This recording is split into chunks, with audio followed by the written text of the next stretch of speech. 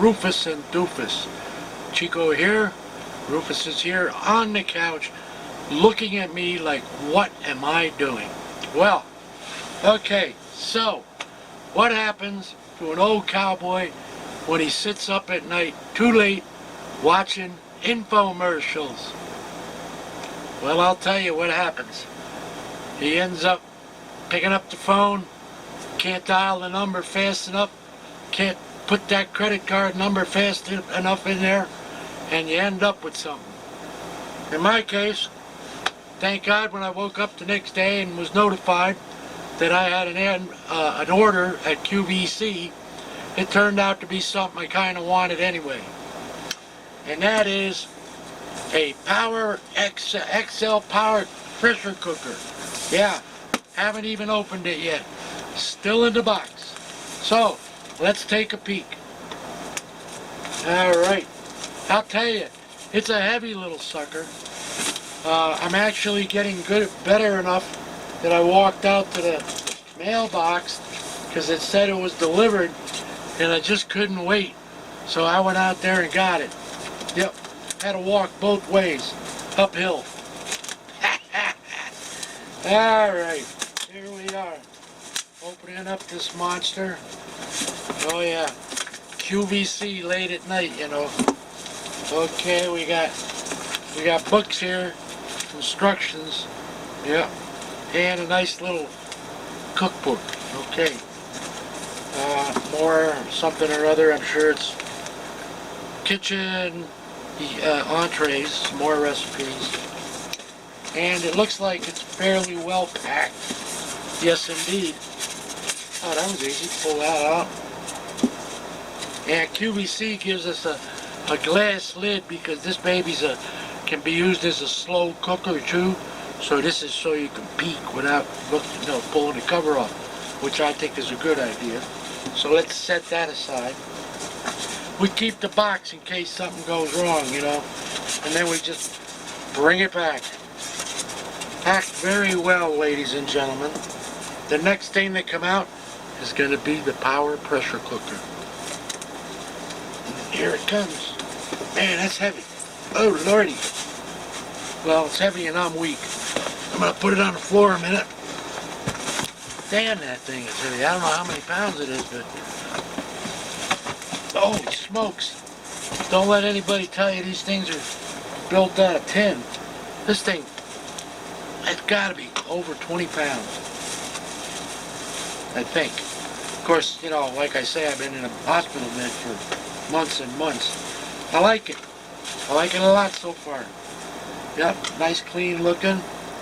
Got the all the power features on the front here. Supposedly makes it very easy to program and run.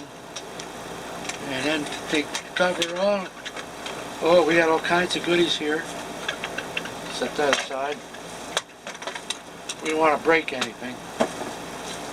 You know how that goes. Alright, so there's the pot that they say comes out very easily and also supposedly is a breeze to clean. That looks like a steamer rack of some sort. We'll set that aside. And then there's another rack. Oh, I think that's a steamer rack. I think that goes down on the bottom. And then we got more stuff here. Holy smokes. We got, looks like, oh yeah, more toys. A double rack of something here.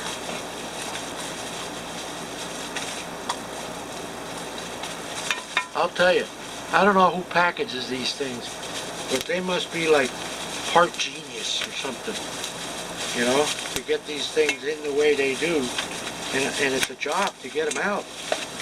Whew. Alright, we got it out. What do we got here? Oh, I forgot about our free chopper. Bang, bang, bang, bang.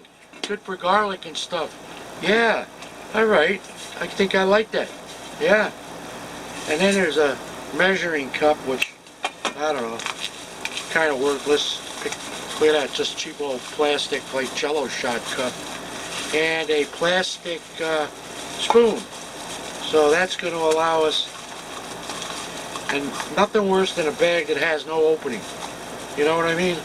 It's like you keep looking for it and then you figure, well, I guess I got to make my own hole, my own opening. There we go. Got that. So we got a little measuring cup. If you lose that, I don't think you're in big trouble at all.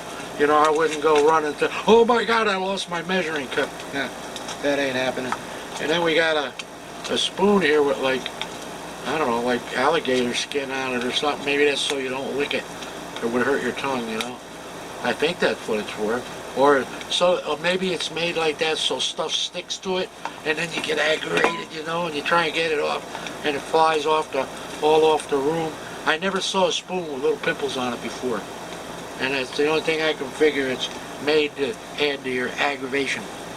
So, all right, we got our power chopper there, and there's something else hiding down here. Oh, power cord.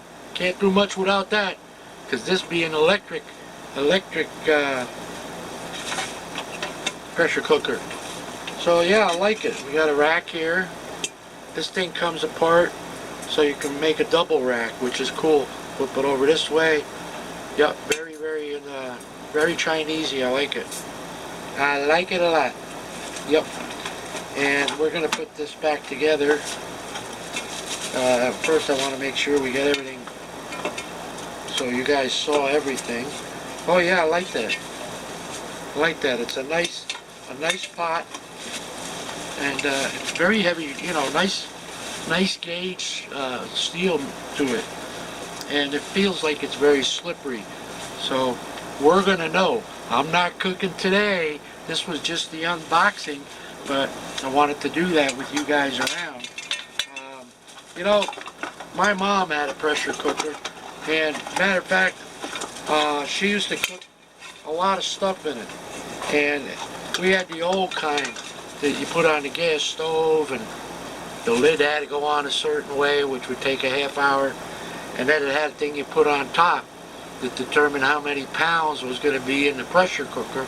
It was like a weight on a spigot.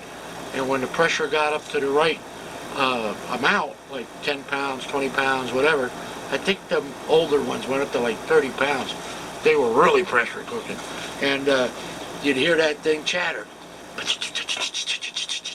Then it would stop and it would go. Once in a while it would go like it really had to get rid of some steam. You know how that feels when you get the grumblies. So anyway, yeah, we used to cook in a pressure cooker. Everything went pretty well. We never had any bad situations with it, except for once that I remember. And I think I was pretty young. I think Mom did it. But in any case, inside the old pressure cooker, they had a little stem that went down and fell into a crease or crevice or whatever you want to call it, and that kept the pressure cooker from opening until the steam had been released.